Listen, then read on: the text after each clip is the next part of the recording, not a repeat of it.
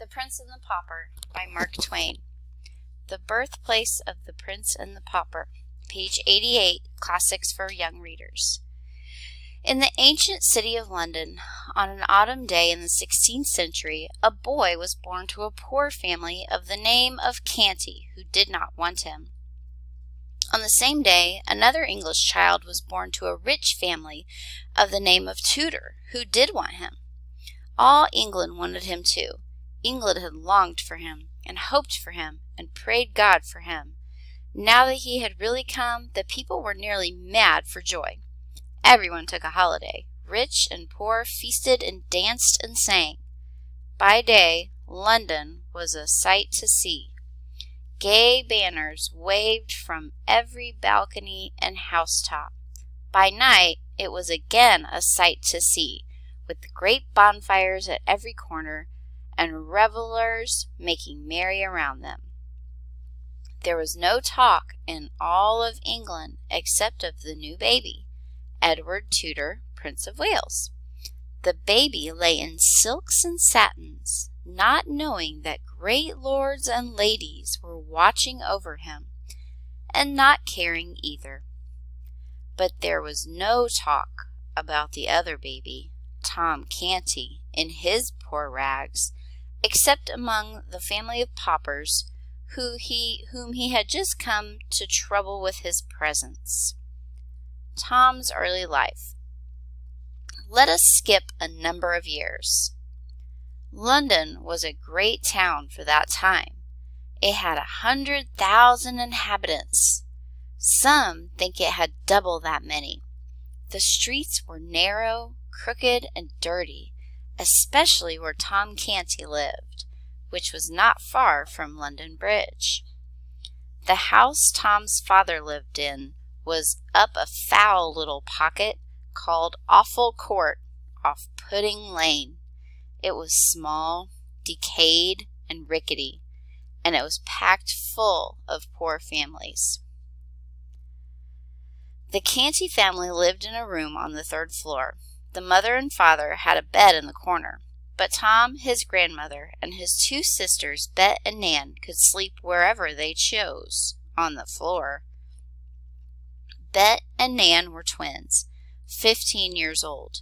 They were good-hearted girls, unclean, clothed in rags, and deeply ignorant. Their mother was like them. But the father and grandmother were a couple of fiends. They fought each other over anybody else who came in the way. They cursed and swore. John Canty was a thief, and his mother a beggar. They made beggars of the children, but failed to make thieves of them. In the house lived a good old priest, who used to take the children aside and secretly teach them the right ways. Father Andrew also taught Tom a little Latin and how to read and write. He would have done the same with the girls, but they were afraid of the jeers of their friends. When Tom came home empty-handed at night, he knew his father would curse him and thrash him. Then his grandmother would do it all over again. He also knew that later in the night his mother would slip to him stealthily with any scrap or crust she had been able to save for him by going hungry herself. Yet little Tom was not unhappy. He had a hard time, but he did not know it. It was the sort of time that all the Awful Court boys had, so he supposed it was the correct and comfortable thing. Tom's Dreams, middle of page 90. Tom's life went along well enough, especially in summer. He only begged just enough to save himself, for the laws against begging were strict and the punishments heavy. So he spent a good deal of time listening to good Father Andrew's charming old tales about giants and fairies, enchanted castles, and gorgeous kings and princes. His head grew to be full of these wonderful things. Many a night, As he lay in the darkness, tired and hungry, he let his imagination wander. He soon forgot his pains as he pictured the charmed life of a pampered prince in the palace. In time, one desire came to haunt him day and night, to see a real prince with his own eyes.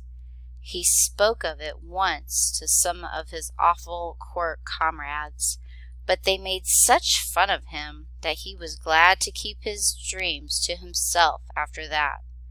He often read the priest's old books and got him to explain them. His dreamings and readings changed him. His dream people were so fine that he began to feel sad about his shabby clothing and to wish to be clean and better clothed. By and by, Tom began to act like a prince. His speech and manners became ceremonious and courtly. In time, the other boys of Awful Court looked up to him with wondering awe. He seemed to know so much, and he could do and say such marvelous things. The boys told their elders about Tom's remarks and actions, and soon full-grown people brought their problems to Tom, and were often astonished at the wit and wisdom of his advice. 92.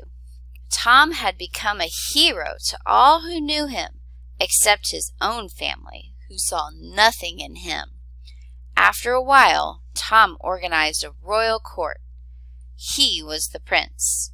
His special comrades were guards, chamberlains, lords and ladies, and the royal family. Daily they acted out the affairs of the kingdom with great ceremony, as Tom, the mock prince, issued orders to his imaginary armies and navies. Afterward he would go forth in his rags and beg a few farthings, eat his poor crust, stretch himself upon his handful of foul straw, and resume his grand imaginings in his dreams. All night long he moved among the great lords and ladies in a blaze of light, breathing perfumes, drinking in delicious music. As the glittering crowd parted to make way for him, he answered with here a smile and there a nod of his princely head. He awoke in the morning and looked upon the usual wretchedness about him. Then came bitterness and heartbreak and tears, and still his desire to look just once upon a real prince grew day by day, week by week, until at last it became the one passion in his life.